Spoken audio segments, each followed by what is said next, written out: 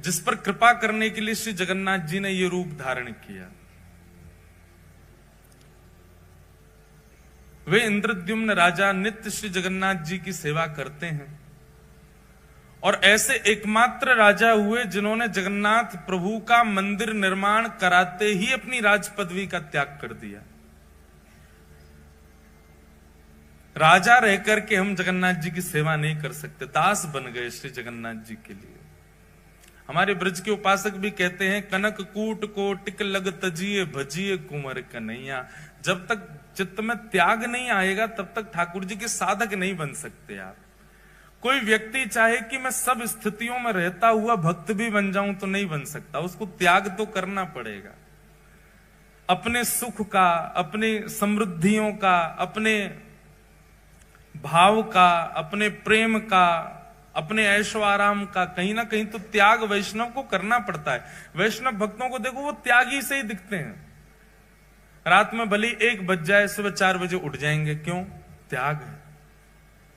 कितने वो अच्छे वस्त्र दे दो लेकिन फिर भी सामान्य वस्त्र पहनेंगे, क्यों? त्याग है। कितना भी अच्छा श्रृंगार कर लें, श्रृंगार करके फिर तिलक जरूर लगा लेंगे, क्यों? त्याग है।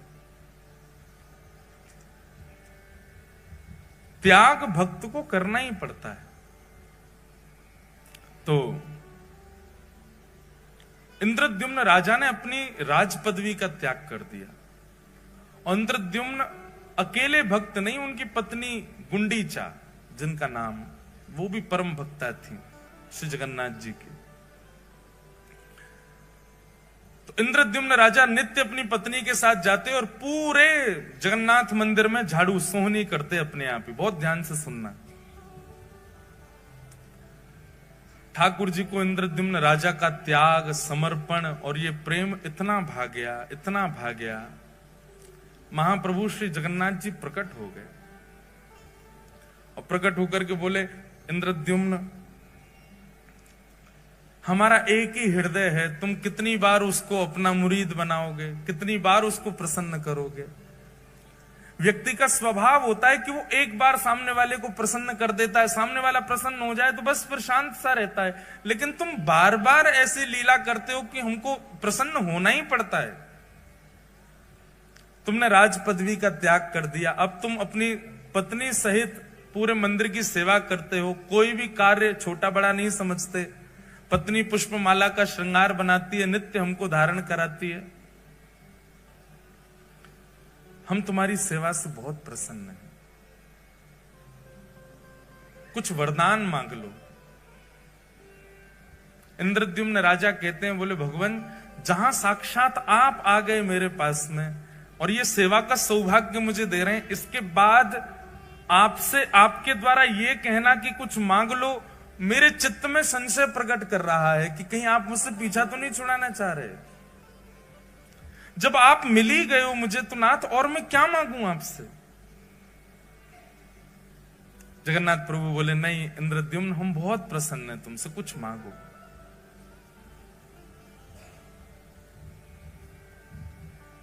तब इंद्रद्युम्न ने ऐसा वरदान मांगा कि श्री जगन्नाथ जी के नेत्र सजल हो गए। उसने कहा, बोले भगवान, यत्र तत्र, अभी भी मैं जगन्नाथपुरी में जब चलता हूं ना तो लोग बाग कह देते हैं, ओहो वो राजा जा रहा है जिसने जगन्नाथ जी का मंदिर बनवाया।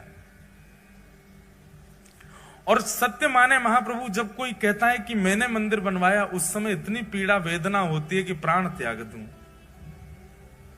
नाथ, बहुत ध्यानपूर्वक सुनिएगा, ऐसे ही नहीं प्रकट हो जाते हैं ठाकुर जी किसी के यहां। उसकी स्थिति देखो पहले कैसी थी। इंद्रद्युम्न राजा कहता है, बोले नाथ, यत्र तत्र कोई भी कह देता है वो राजा जा रहा है जिसने मंदिर बनवाया। मैं आपसे प्रार्थना करना चाहता हूं, अगर मेरा वंश आगे बढ़ा तो मेरे वंश में आने वाले बालक, मेरे होने वाले उनके भी बालक, पर पौत्र, पर पौत्र, पर पौत्र, और कभी ना कभी कोई ना कोई तो बालक ये कह देगा कि हमारे पूर्वजों ने मंदिर बनवाया। इसलिए आप ऐसी कृपा कीजिए, अनुग्रह कीजिए कि मेरा वंश बढ़े ही ना, कोई ये ना कह दे कभी कि हमारे पूर्वज ने मंदिर बनवाया। मैं आपसे यही वरदान चाहता हूं। उन्होंने वंश ना बढ़े ऐसा नहीं कहा, उन्होंने वरदान में यह मांगा कि कभी कोई ऐसा ना कहने वाला प्रकट हो जो ये कहे कि हमारे पूर्वज ने मंदिर बनवाया। मतलब बगल में पत्नी खड़ी है, गुंडीचा खड़ी है, इसके सामने स्पष्ट कैसे बोल दूं कि मुझे संतान नहीं चाहिए? लेकिन नाथ आप कृपा करके ऐसा अनुग्रह कर दो कि मेरे कुल में, वंश में कोई ये कहने वाला ही पैदा ना हो कि हमारे पूर्वज ने मंदिर बनवाया। इनडायरेक्ट वे में मानो कहना चाह रहे हैं कि कोई वंश आगे बढ़े ही ना, कभी ना कभी कोई तो बोल देगा कि हमारे पूर्वज ने बनाया। महाप्रभु जगन्नाथ जी के नेत्र सजल हो गए, बोले और कितना त्याग करोगे इंद्रद्युम्न? सब कुछ तो तुमने त्याग दिया, अपनी राज पदवी तक त्याग दी, एक मेहतरानी की तरह तुम्हारी पत्नी और एक झाड़ू लगाने वाले की तुम नित्य पड़े रहते हो हमारे द्वार पे, और कितना अब तुम वंश भी नहीं चाहते आगे। महाप्रभु जगन्नाथ जी ने इंद्रद्युम्न को हृदय से लगा लिया। तुम्हारे इस प्रेम को, इसको निष्काम प्रेम कहते हैं, जिस प्रेम में इतनी इच्छा भी नहीं है कि कोई ये कह जाए कि इन्होंने मंदिर बनवाया। हम लोगों की स्थिति कैसी? हमारी कथा सुनकर के 4 लोग वैष्णव क्या बन जाएं तो हम दुनिया में ये मेरी कथा से वैष्णव बना है। हमारे मन की भी बात कह रहे हैं। अभी जलंधर में कोई मिलने आए, वो बोले महाराज जी इन्होंने जीवन में कभी कुछ गलत काम छोड़ा नहीं, आपकी कथा सुन के छोड़ दिया। हमने भी 4 से परिचय करा दिया, मैंने देखो ये हमारी कथा से ठीक हो गए, इतनी कथा सुनी फिर भी। ये सबके अंदर आता है, मेरे अंदर भी आ रहा है, आप सबके अंदर भी आ जाता है। तनिक से भाव से हम लोगों के अंदर कितना मान आ जाता है। पर एक बात सदैव याद रखना, ठाकुर जी मान रहित व्यक्ति को ही मिलते हैं जिसमें किंचित मान ना हो। इंद्रद्युम्न ने कहा मैं अपने वंश की जिम्मेवारी नहीं ले सकता कि कोई ये बात कह जाएगा कि हमारे पूर्वज ने मंदिर बनवाया था, इसलिए नाथ मेरे वंश में कोई ये कहने वाला पैदा ही ना हो। इसका मतलब वंश ही ना बढ़े, मुझको ही बस मेरे बाद ही वंश समाप्त कर दो मेरा। ऐसा मांगने वाला एकमात्र पृथ्वी पर इंद्रद्युम्न राजा हुआ। इंद्रद्युम्न को तो हृदय से लगा लिया, लेकिन बगल में खड़ी हुई गुंडीचा समझ गई।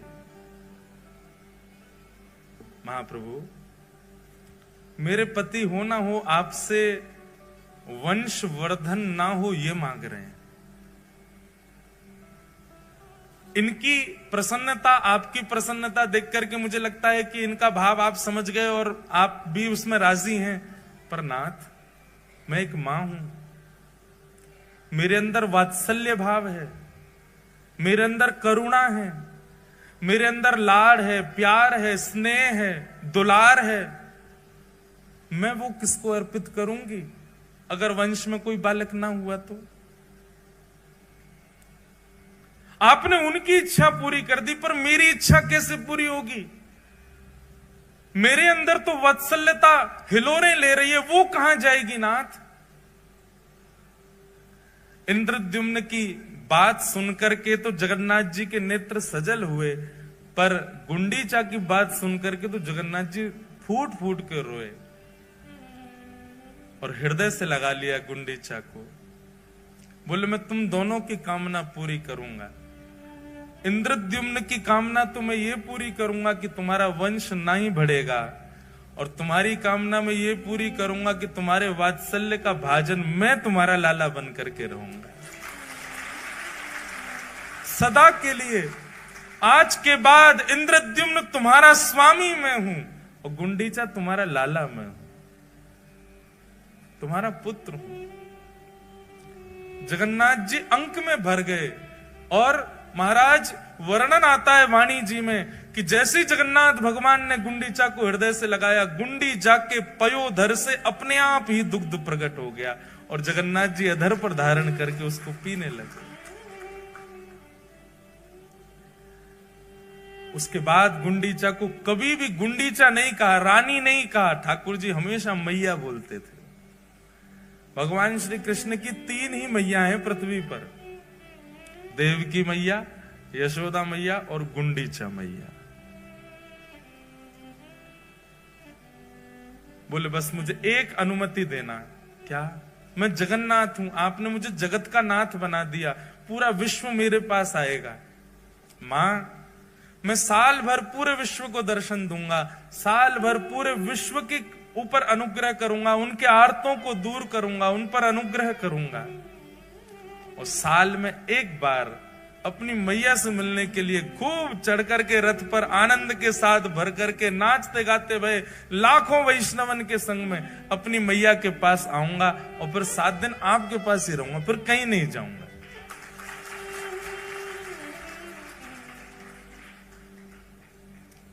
गुंडीचा प्रसन्न हो गई और जगन्नाथ प्रभु को एक बालक की तरह पुचकारने लगी, एक बालक की तरह आशीष देने लगी। जाओ पूरे विश्व का मंगल करो लाला।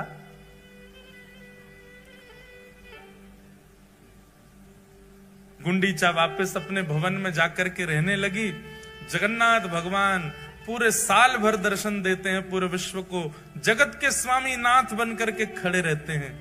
लेकिन जैसे ही घड़ी आती है स्नान पूर्णिमा के 15 दिन बाद रथ पर आरूढ़ होकर के अपनी मैया के पास जाने की, जगन्नाथ भगवान नन्हे से बालक जैसे बन जाते हैं। इतना विशाल स्वरूप है ठाकुर जी का, लेकिन ब्रह्म वेदी से उतर करके और महाराज फिर अपने श्री मंदिर से ऐसे उछल करके सब पंडा पुजारियों के कंधा पे ऐसे हाथ धर के उछल करके ठाकुर जी जाते। मैं अपनी मैया से मिलने जा रहा हूं, मैं अपनी मैया के पास जा रहा हूं। पंडा पुजारी बोलते हैं कि कई बार तो श्री जगन्नाथ भगवान इतने आनंद में भर जाते हैं कि यूं पड़ जाते हैं, नीचे 2-4 पंडा दब जाते हैं ठाकुर जी के, ऐसे आनंद में भर जाते। कभी नीचे गिरे, कभी पीछे गिरे और ऐसे हिलोरें लेते हुए आहा साल वेग स्तुति करता है जगन्नाथ भगवान की जब वे जाते हैं गुंडीचा के लिए। अहे नील शैल प्रबल मत्तावरण, प्रबल मत्तावरण, मुआरत नलनी बनकु करदनन, अहे नील शैल। निताई गौर परिवार वालों, आप लोगों ने ऐसे विषय में मुझे बैठा दिया है, अब मेरा मन हो रहा है कि मैं 7 दिन की कथा कर दूं। और सच बता रहे, हृदय इतना भर रहा है जगन्नाथ जी को याद करके।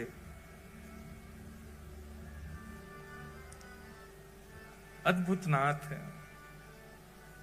हमको यहाँ कथा पूरी करके सीधे कानपुर जाना है, नहीं तो मैं सीधे जगन्नाथपुरी चला जाता। इतनी याद आ रही है श्री ठाकुर जी की। कहे साल बेग मीन हीन जाती रे मुयवन, कहे साल बेग हीन जाती रे मुयवन, श्रीरंगा चरण तल करिय सबवन, अहे नील शैल प्रबल मत्तावरण,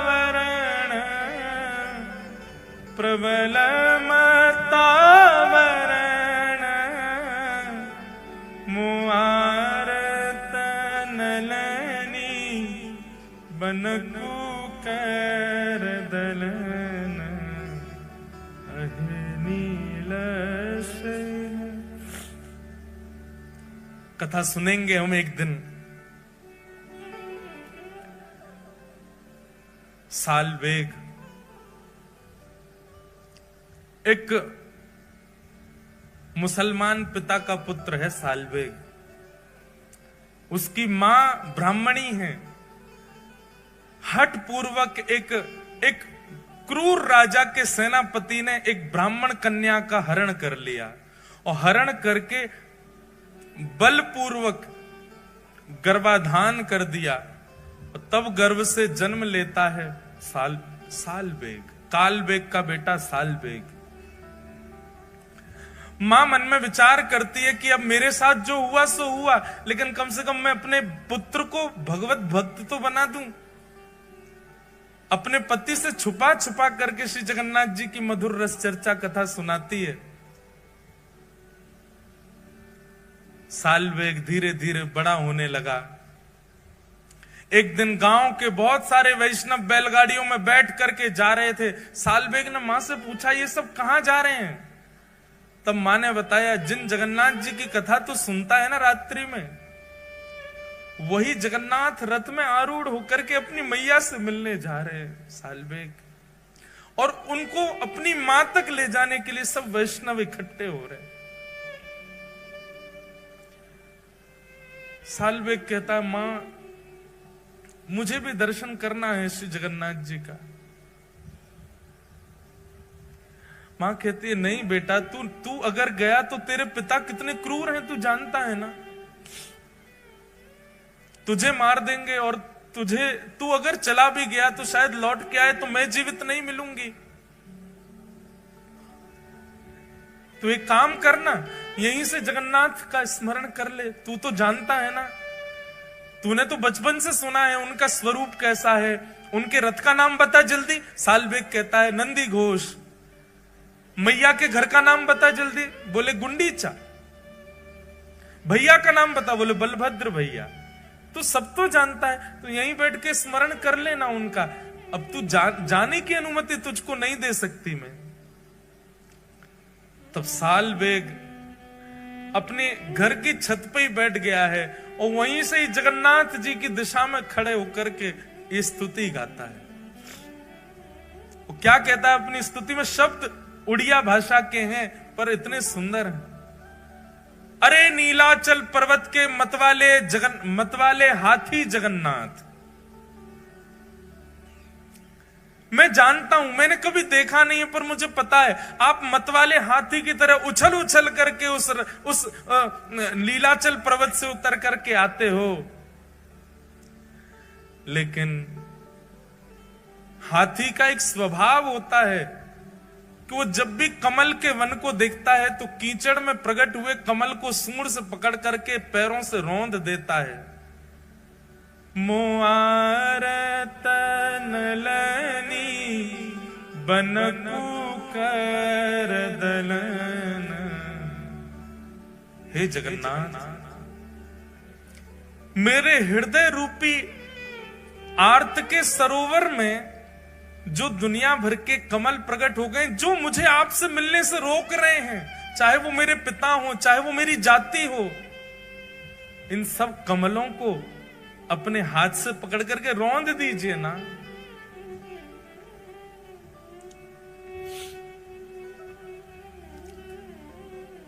गजराज चिंता कल थाई घोर जले न। गजराज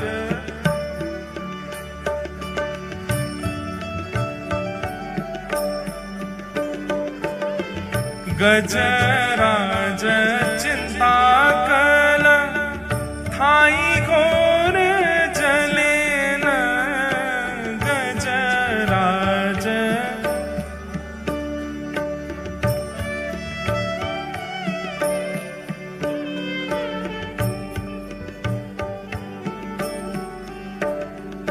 अहे नील शैल, भैया जल्दी खोलो सब, और साल बेग की स्तुति सब मेरे साथ गाओ। उड़िया में मत खोल लेना, नहीं तो समझ में नहीं आएगा। अहे नील शैल,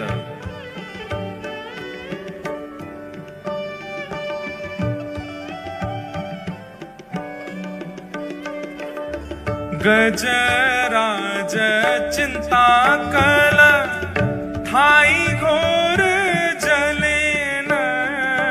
गजराज चिंता कल थाई घोर जले न।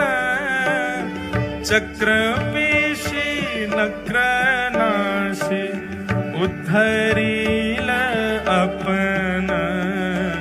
अहे नील शैल प्रबल मत्तावरण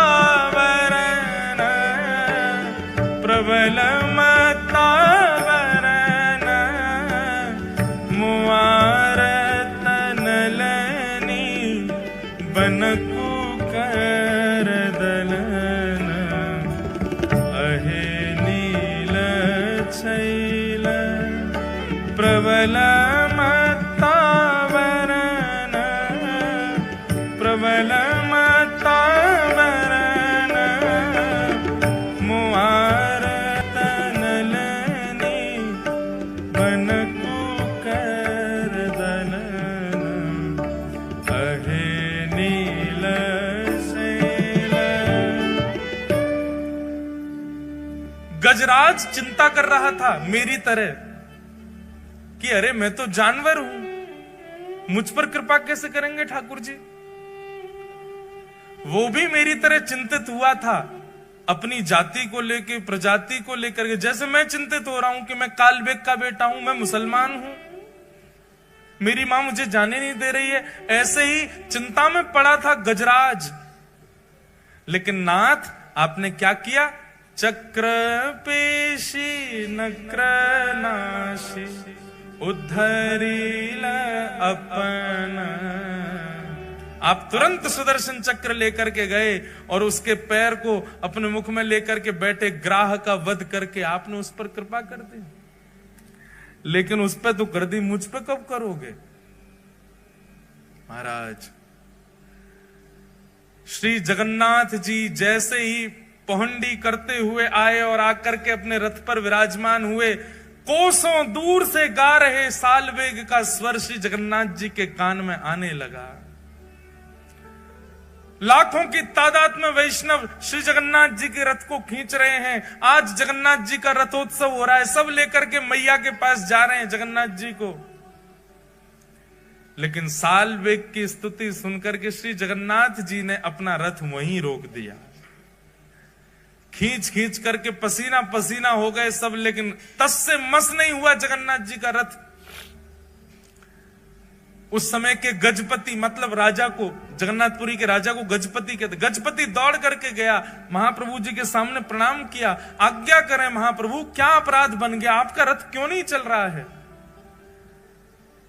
जगन्नाथ महाप्रभु गजपति से आज भी बात करते हैं, आज भी दर्शन देते हैं गजपति को।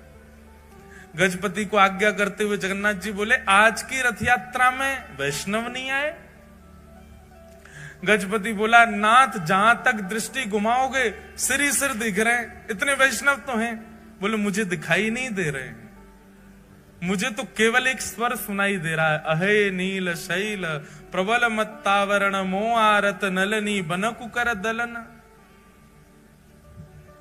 एक नन्हा सा बालक सालवेग अपनी छत पर खड़ा खड़ा मुझे याद कर रहा है, अभी इसी वक्त उसको जगन्नाथपुरी बुलवाओ, तब तक मेरा रथ आगे नहीं बढ़ेगा। वो आकर के जब रथ का स्पर्श करेगा तभी रथ बढ़ेगा। गजपति ने सेना बुलाई, सेना लेकर के गए महाराज, किलोमीटरों दूर, 2 दिन तो पहुंचने में लगे। सालवेग के घर गए, उसके पिता ने खूब रोकने का प्रयास किया, इतनी सैन्य बल गया था महाराज, सबने दूर किया और एक पालकी में सुंदर मां के सहित सालवेग को बिठाया और लेकर के पालकी में नाचते गाते हुए लेकर के जगन्नाथपुरी आए। लाखों करोड़ों वैष्णव आस लगा रहे हैं, रथ तो खिंचे ही नहीं रहा है। तभी उस सभा में उन लाखों करोड़ों वैष्णवों के बीच में एक चेतना जगी, सब जय जयकार करने लगे। क्या देखते हैं, पालकी पर नन्हा सा बालक सालवेग बैठ करके आ रहा है। भैया सब सालवेग के पुष्प बरसाने लगे। सालवेग तो अचंभित है, वो विचार ही नहीं कर पा रहा ये हुआ क्या। और जैसे ही उस मार्ग में पहुंचा है जहां नंदी घोष रथ खड़ा है, सालवेग ने पहली बार नेत्र खोल करके सामने देखा तो नंदी घोष रथ के ऊपर बैठे जगन्नाथ जी झूम रहे हैं, उछल रहे हैं, आनंद में भर रहे हैं, इतने प्रसन्न हो रहे हैं महाप्रभु जगन्नाथ। और बार बार गजपति को इशारा कर रहे हैं, बोले इतनी देर मत लगाओ, उसको जल्दी लेके आओ, मेरे हृदय से ला करके लगा दो इसको। यहां सालवेग रथ के ऊपर चढ़ रहा है और श्री जगन्नाथ जी झूम झूम करके मचल मचल करके अपनी बाहें फैला करके खड़े हैं, ले आओ इसको मेरे हृदय से लगा दो। पैर रख कहीं रहा है, जा कहीं रहा है। उसकी तो स्थिति विचित्र हो गई सालवेग की। सब लोगों ने ले जाकर के जैसे ही जगन्नाथ भगवान के हृदय से लगाया, महाप्रभु जी के नेत्र सजल हो गए और मानो हृदय से लगा के महाप्रभु जी कह रहे हैं, गजेंद्र पर कृपा की थी पर गजेंद्र को हृदय से नहीं लगाया, सालवेग तुझे हृदय से लगाया। चल अब प्रणाम तो कर ले। सालवेग तो फूट फूट के रो रहा है, कितने कृपालु हैं नाथ, कितने दयालु हैं जगन्नाथ। सालवेग ने थोड़ा पीछे हट करके जैसे ही दंडवत प्रणाम किया, सब भक्त प्रतीक्षा करते रहे लेकिन सालवेग उठा नहीं और वहीं सालवेग ने अपने प्राण त्याग दिए, श्री जगन्नाथ जी में ही विलीन हो गए। ये बंधुओं वर्षों पुरानी कथा है, पर आज भी महाप्रभु जगन्नाथ जी जब गुंडीचा जाते हैं, सालवेग की समाधि पर आज भी जगन्नाथ जी का रथ रुकता है और आज भी सालवेग की स्मृति में कुछ पंडा पुजारी वहां सालवेग को याद करके इस स्तुति को सुनाते हैं और आज भी अनुभव होता है जब सालवेग की स्तुति गाई जाती है, श्री जगन्नाथ जी थोड़े थोड़े झूम जाते हैं। आज भी सालवेग का स्मरण करके श्री महाप्रभु जी आनंदित हो जाते हैं। बोलो जगन्नाथ महाप्रभु की। ऐसे महाप्रभु जगन्नाथ अति अनुग्रह करते हैं।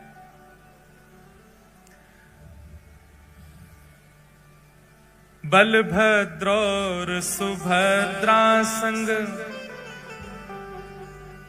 विराजे ब्रज के नाथ। गाओ सब लोग।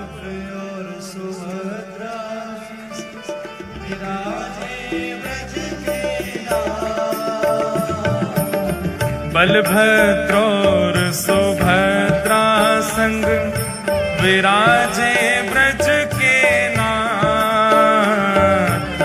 बलभद्र और सुभद्रा संग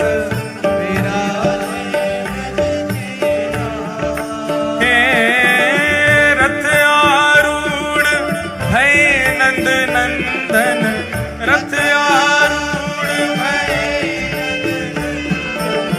रथ आरूढ़ भय नंद नंदन रथ आरूढ़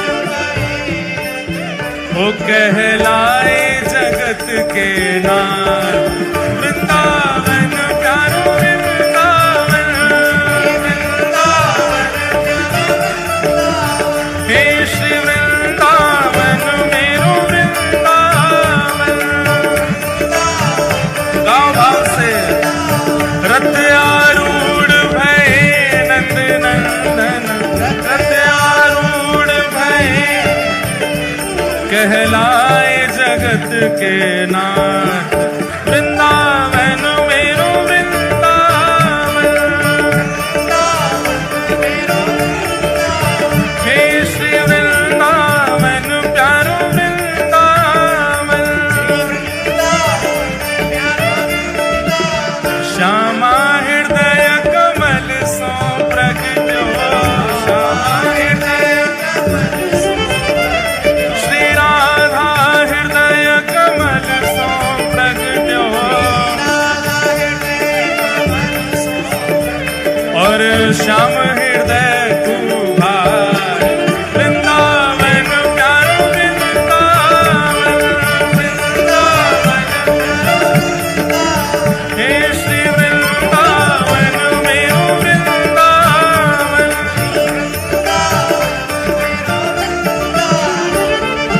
हे सब सुख सागर रूप उजागर रहे वृंदावन धाम।